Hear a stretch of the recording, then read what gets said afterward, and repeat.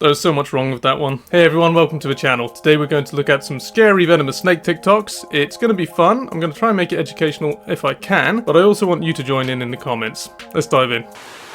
Yep.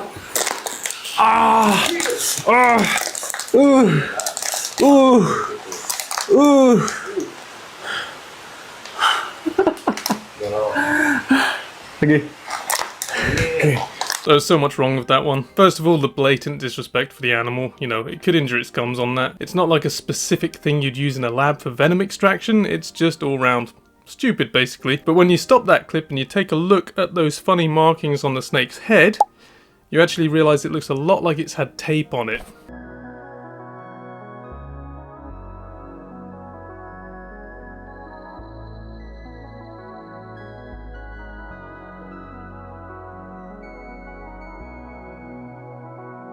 So there you saw two timber rattlers dancing, as a lot of people say. And actually they weren't dancing, they were doing ritualized male-to-male combat. This is where two males meet and there's a receptive female in the area, so they battle it out to see who gets to mate with the female. And this involves this kind of intertwining and pushing, and one male tries to push the other male over, and it's basically like a test of strength and a dominance thing. But because they're not as stupid as us humans, they don't actually harm each other. This is the terrifying moment an aggressive cobra hissed when it was found in a family's toilet.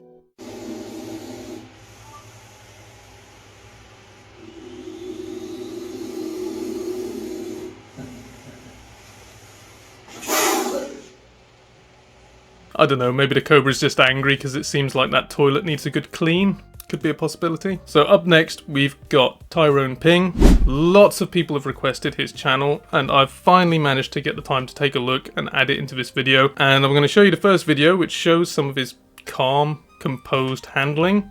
And then I'm going to show you a second one, which kind of details what I like about his channel, in addition to the, you know, the removals. Just arrived at a snake hall, it's in the Law Retirement Village here, and we think it's a vine snake. So let's have a quick look. Nice vine snake, just sitting right in here. You can see his body's going all the way back there. His tail is right over there. Tail, yeah, so he's a good size. He's over 3 foot. Yeah, So he's dealing with a twig snake here, which is a very venomous rear-fanged snake, and not really a snake that I get to see in content very often, so that is kind of cool for us to see.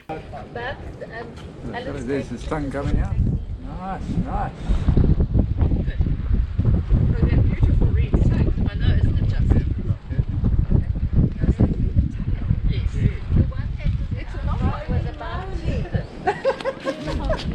there you go. No, it's you need to get closer. oh, just see if I can have a good little look at it, and I'll pop it in. It should be. Yeah, you can just pop the bag on the floor. Okay. It's fine. Yeah, he'll go. Look at it, the tongue out. Oh. It's great to see what a calm handling technique he's got. A lot like Jason Arnold, really. Very calm. The snakes seem pretty at ease, and the people around him are at ease, and they feel comfortable coming and asking questions, which is pretty amazing, really. Doing a snake removal, saving the snake, helping the people, and doing some education along the way. But here's what I also liked on his channel, is that he shows some herping clips, and he showcases other species that you don't always get to see a lot of, like this one, which is a herald snake.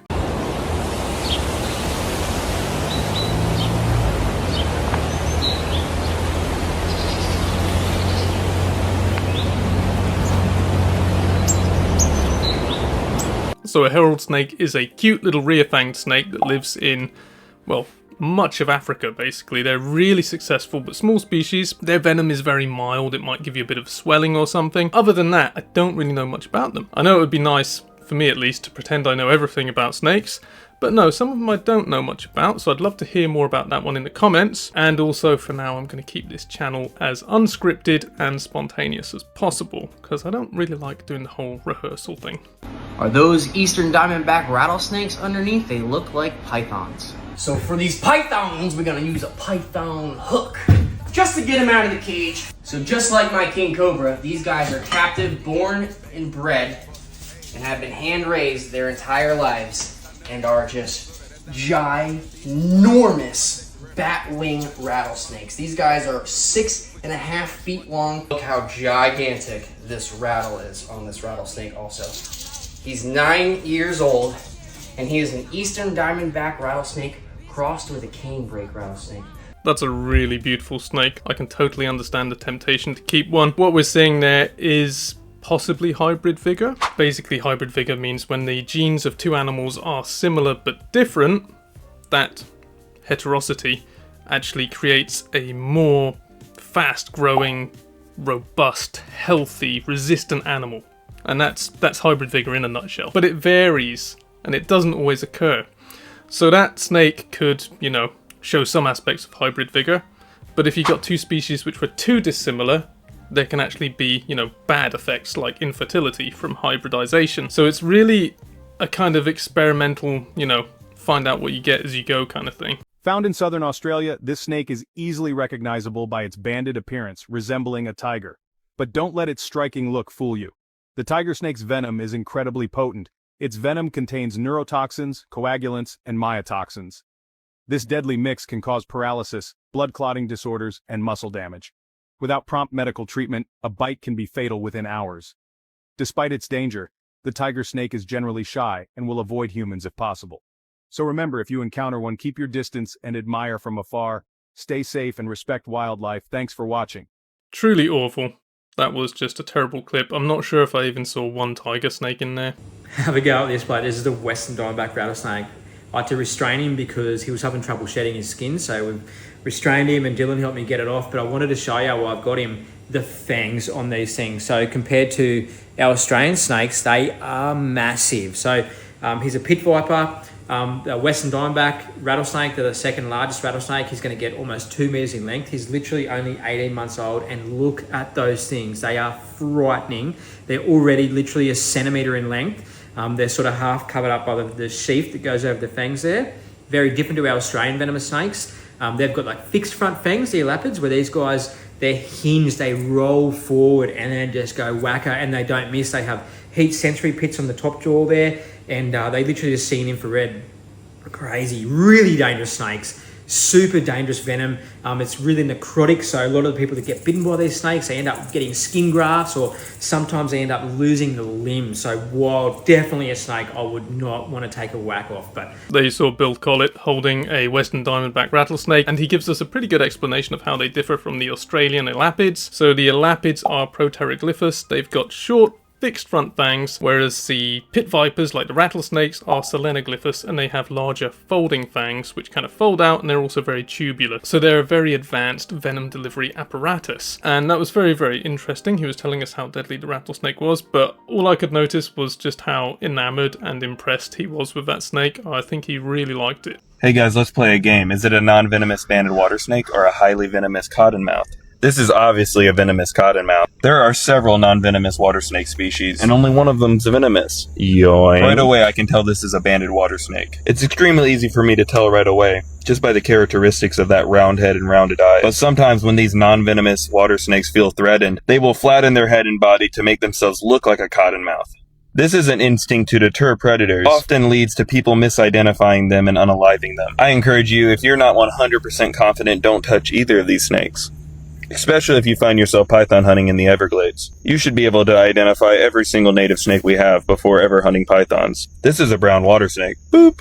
Right here, this is obviously a venomous cottonmouth. Boop! The purpose of me touching his tail in the first place is to make him move out of this road. And another fun fact is cottonmouths don't actually chase people. And anyone that works with snakes will agree. The cottonmouth is relying on defensive instincts to keep him alive. He doesn't know you're there or know what's going on. They hate being out in the open, especially like a road. They feel very vulnerable and nervous sometimes, and they will shoot right at your feet, but they don't know they're shooting at your feet at all. They're just trying to make an escape for the nearest cover, and that might be your feet. So, best thing you can do is move on and give the cottonmouth some space, and you'll be Gucci. I hope over time you guys will start to recognize these native snakes I show you in my videos. Fishing Garrett giving some really good information there. He made so many good points about cottonmouths versus water snakes that I don't even think I need to add much, to be fair. It's amazing that he's doing such fun content and getting the educational stuff in there as well. Definitely water snakes in particular often get mistaken for cottonmouths, and a lot of people kill them because of it. By the way, if you're enjoying this video, please don't forget to like and subscribe. That stuff really helps. We've just come up to around 20,000 subscribers. I want to take this channel to 100,000 and maybe mix in some herping trips as well. Thank you.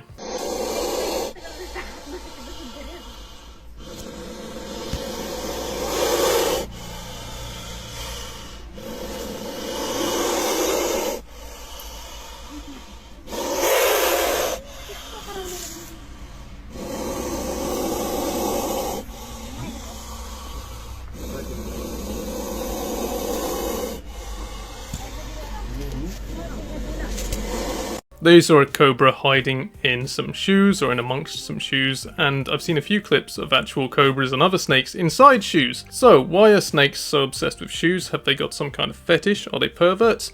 No, it's all to do with thigmotaxis. Thigmotaxis is basically an animal's response to touch, and we say it in the sense of touching boundaries or the ground or hard objects. So some animals are negatively thigmotactic, they don't like to touch things or be pushing against things. Then other animals like snakes, which need to be somewhere safe away from predators and sometimes maintain their humidity as well, most of them are positively thigmotactic. So they feel reassured by being in tight, enclosed spaces that maintain warmth and humidity and safety.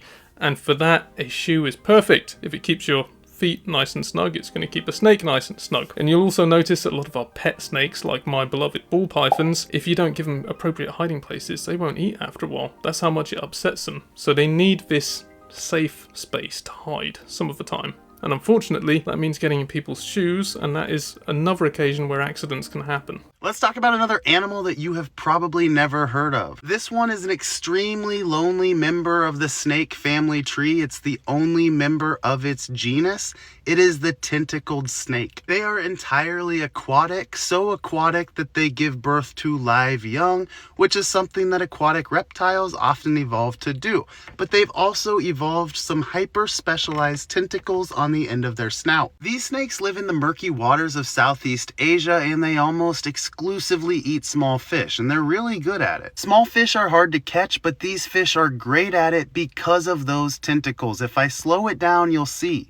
Watch carefully. The body moves first, it causes the fish to react, and then the snake is predicting where that fish is going to be. They know fish have a C response. They turn in that C shape. So by using those tentacles, they are able to locate the fish with such precision that they can cause that little bit of motion, trigger the fish's C response, and then predict right where that fish is going to swim. The tentacled snakes and the small fish are a classic example of an evolutionary arms race that's led to some really interesting new novel structures. The tentacled snake is absolutely fascinating. I cover it in my video, The Top 10 Weirdest Snakes in the World, which I'll link below. And why they've evolved this mechanism, I explain it more in that video, but basically is because most of their prey are bony fish, and bony fish have something called the lateral line system, which is a really good way of picking up movement in water. So, it is a fascinating topic to dive into. They're a fascinating species, and there's even some people starting to keep them as pets in aquariums now. This is the Russell's viper. They are no joke. These are beautiful snakes from Southeast Asia, and they have a reputation, and I think you might be able to see why. They kill an incredible amount of people per year, between 15 and 25,000 in India alone. You see, they're very well camouflaged. They live around population centers, and there's a lot of people in India that come in contact with these guys, and it's oftentimes hard for them to get any sort of treatment. Here in the United States, there might be 5 people at most a year that die from snake bites. This one guy alone kills way more than that. I think it's important to mention that the snake bite epidemic in India is very, very complicated, and that India is a big, vast, varied space, both geographically and culturally. There are areas where people will still prefer traditional treatments rather than modern medicine. They may not even trust modern medicine, and there are other areas where people in rural areas fear the cost of travel and hospital treatment, despite there being government programs to compensate them. Hey guys, I'm in the Amazon rainforest and I have a tail of a giant anaconda, but sadly it's not the 20-footer. I got another tail right here. This is a spectacle caiman. He doesn't even know I have his tail right now. He's hoping I don't yoink him. Check out this highly venomous aquatic coral snake. Definitely don't want to yoink this fella. A very gentle yoink. Fun fact, I've never been bit by a venomous snake, and if I did, I wouldn't survive out here. Check out this beautiful bird-eating tarantula, and check out this waxy monkey tree frog.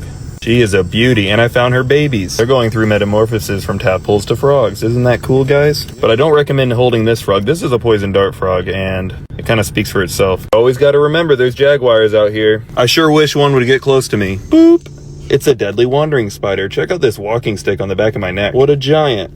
This rainbow boa is so gorgeous. Did you know they become more vibrant at night? Very gentle yoink. Check out the quality of this little fellow. Absolutely gorgeous. Check out this super rare annellated coral snake. This is the only one I've ever seen in my life. Highly venomous and super cool. Fishing Garrett exploring the Amazon there, and you saw that incredible diversity just in one clip, and what was noticeable was that he found 2 separate species of coral snake. The Amazon basin is basically the coral snake diversity epicenter of the world. There are many species, more than I have, you know, even basic knowledge on. And the aquatic coral snake, I believe, is not fully aquatic, but at least semi-aquatic, and I think it's capable of foraging underwater. So that's pretty interesting. That's pretty specialized for a coral snake, which is from a mostly terrestrial group. In case you're wondering why the Amazon has such ridiculous species diversity, it comes down to what we call the time and speciation rate hypothesis, or time and diversification rate hypothesis. And this is basically sometimes people split it into 2 hypotheses, but I keep it as one. It basically states that the tropics have been stable for so many millions of years in terms of temperature and climate that it has allowed many clades enough time to diversify into many different species. The other half of the hypothesis is that basically because the climate is warm there and has been warm for so long, and these amazing forests like the Amazon rainforest have developed, it allows for more niches, it allows for higher arthropod productivity, so more bugs being born as prey, and other types of productivity as well, so more plant productivity as well. And this just allows animals to feed and breed more often, faster, over time, and this allows more mutations to occur and more speciation to occur through this extra fertile kind of landscape. Primera vez manipulando King Cobra. Hoy aprendí a manipular una King Cobra de las manos de un experto. Es una actividad muy arriesgada porque literalmente juegas con la muerte. El veneno de esa serpiente puede matar hasta 100 seres humanos. Cualquier error o mal cálculo de distancia es fatal. Pero ahora es mi turno. Nunca sentí tanta tensión en un inicio. Escuchas a la serpiente bufar y la tremenda fuerza que tiene. Pero en esas situaciones de peligro extremo, el miedo desaparece y mi instinto lleva el control. La verdad se siente increíble. Tus aptitudes son multiplicadas. Sientes y ves todo entendiendo la serpiente. Hasta le hice un leche. Tiene demasiada fuerza. Pero ahorita viene la verdadera prueba. Con uno salvaje y agresivo. Es como un juego de equilibrista. Esa serpiente es muy inteligente y funciona al movimiento. Se necesita bastante delicadez calculando la distancia con balance perfecto. Ese individuo fue rescatado previamente y estaba muy agresivo. Y para los que pregunten, obviamente estaba lleno. There you saw some absolutely shameless snake molesters just bothering a king cobra and harassing it. Basically, it still blows my mind that in this day and age you see stuff like that and people are calling it wrangling instead of animal abuse. It doesn't make any sense to me.